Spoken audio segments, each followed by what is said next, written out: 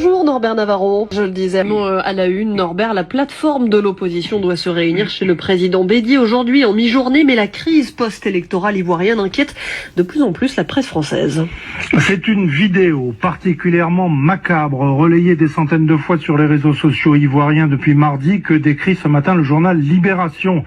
D'un coup de pied, quelqu'un shoot avec force dans la tête ensanglantée de l'homme décapité qui gît à terre.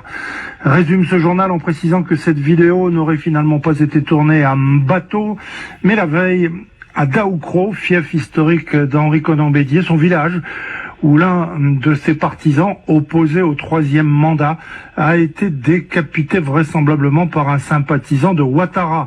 Alors Libé s'alarme car ces dernières semaines, la Côte d'Ivoire semble danser sur un volcan, s'effarce ce quotidien en décrivant ce qu'il appelle la dérive létale que subit la Côte d'Ivoire, où la boîte de Pandore des vieux démons étant ouverte, reste à savoir comment la refermer. De son côté, Le Figaro souligne que l'élection pour un troisième mandat d'Alassane Ouattara le 31 octobre dernier a déclenché une vague de violence inouïe.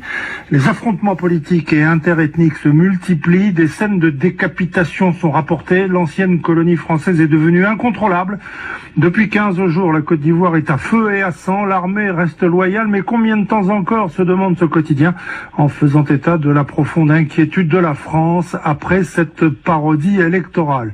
En Côte d'Ivoire, la démocratie reste introuvable, déplore Le Figaro, en évoquant l'élection présidentielle du 31 octobre dernier comme un scrutin tronqué, dénoncé par la plupart des observateurs internationaux indépendants.